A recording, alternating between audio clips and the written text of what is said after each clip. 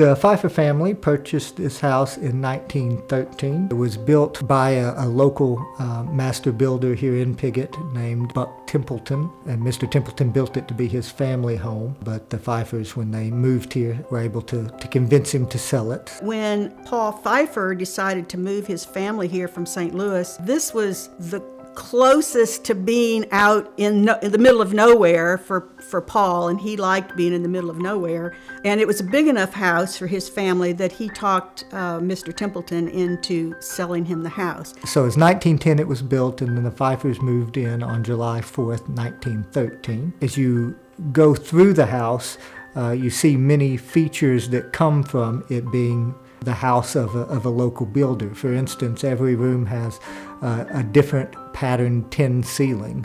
So it has a lot of commercial builder touches to it, like all of the doors have glass in them, which is kind of unusual. You see that in drugstores and that sort of thing. And we believe the reason for that is that Mr. Templeton was using scraps from his other projects and making them work here. I think it's important for people to know that when we did this restoration, we didn't just pick these colors. These are the original colors.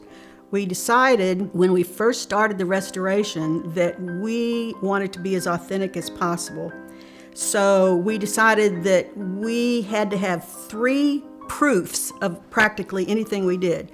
So when we started looking at what color are the walls, one proof was we could visibly observe what had been left behind. Like, for instance, the radiators were taken out, and behind the radiators you could see the original paint. Then we also had paint from every room shipped to an analysis, and they did a very scientific analysis of every layer of paint to get down to what the original layers were. And then we did oral history interviews with some of the people that were still living, that were here when Hemingway was here, and what they remembered the colors being. And so all of those went together to inform what colors we painted it. As you come in on the ground floor from the front porch, there's a parlor and a living room that kind of flows together. Off of that space, there's the office we're in now, and then next door is the family chapel. Mary was a devout Catholic. They lived in St. Louis before they moved here, and I don't think Mary was real thrilled about moving from St. Louis, where she had all kinds of things she could do, to move into a remote place in Piggott, on the edge of town. And so Paul promised her that if they moved to Piggott, he would put in a chapel for her and have the chapel consecrated and have the priest come up here periodically to say Mass with her.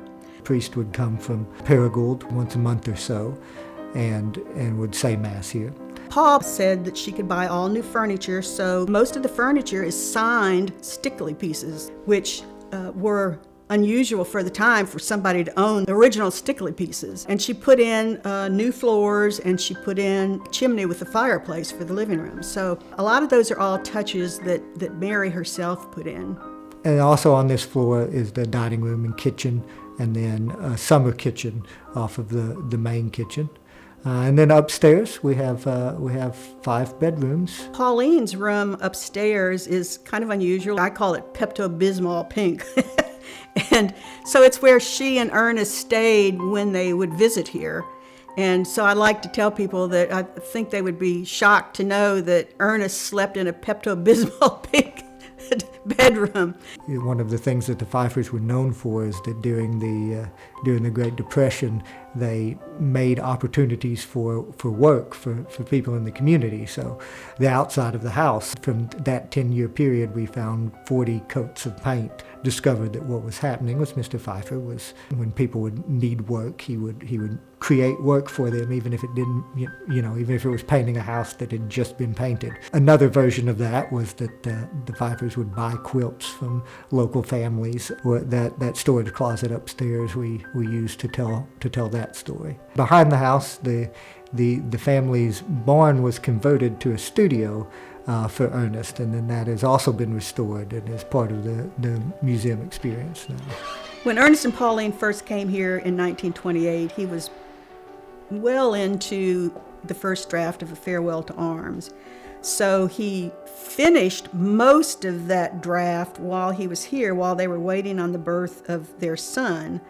And they went to Kansas City for the birth. Then they came back here to Piggott, and Ernest went on to Wyoming and finished the story there, then came back and put the finishing touches on it. But the interesting thing was it was really also informed by what was going on in his life, because Pauline and Ernest had gone to Kansas City to have the baby. Pauline had a very rough time. They wound up taking him by cesarean. The doctor said she shouldn't get pregnant again because she'd had such a rough time. And so Ernest started thinking about, oh my gosh, what would have happened if she would have died? And so as he thought about this, he worked it into the ending of A Farewell to Arms, because in Farewell to Arms, the hero falls in love with a nurse that takes care of him when he's wounded in World War I, and she winds up pregnant, and when he goes in to check on her, she seems to be doing okay, so he goes out to get something to eat, and when he comes back in, he finds that she's died during childbirth.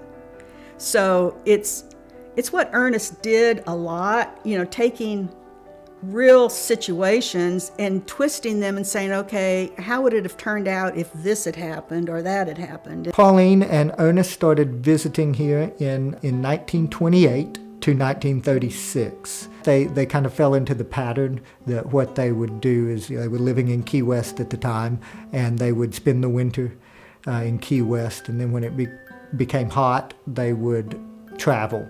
And usually they would end up here in the fall for the hunting season. Ernest was an avid hunter and enjoyed quail hunting in Arkansas. Well, of course, when they got divorced, his son John, who was known as Bumby, stayed in Paris in France with his mother.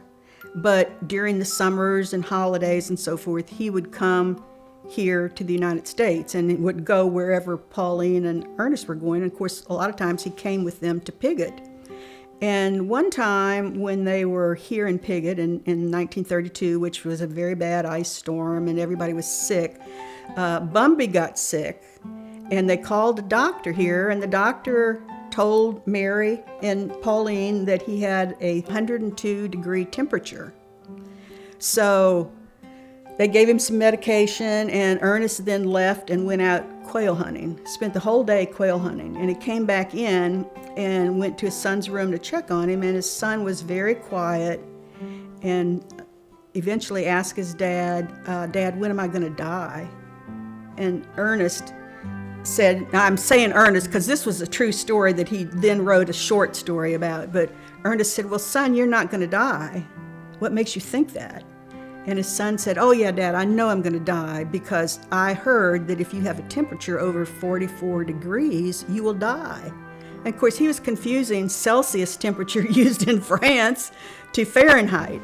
And so, then Ernest realized that here his poor son had been waiting all day to die while he was out quail hunting. So he called it A Day's Wait. It's a very short story. But, another example of the way that being here kind of influenced Ernest Hemingway, not just in the support he got from the family and the editing support and the financial support from the family, but also it gave him a lot of story ideas. This is a great place to come because I think it introduces people to Ernest Hemingway if they haven't really gotten into his writing. But I also think this is a way to let people know just what an impact Arkansas and the Pfeiffer family had on Ernest and his writing.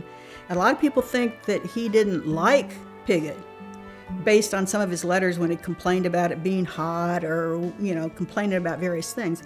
But a lot of people have never read the Esquire article that he wrote when he was back in Paris before he went on safari, in which he said, I loved Paris once, but for now, I would rather, among other things, be in Piggott on a fall afternoon, which hardly says to me that he hated Piggott. So I think, people get a real sense of the impact this place had on Ernest and on his writing.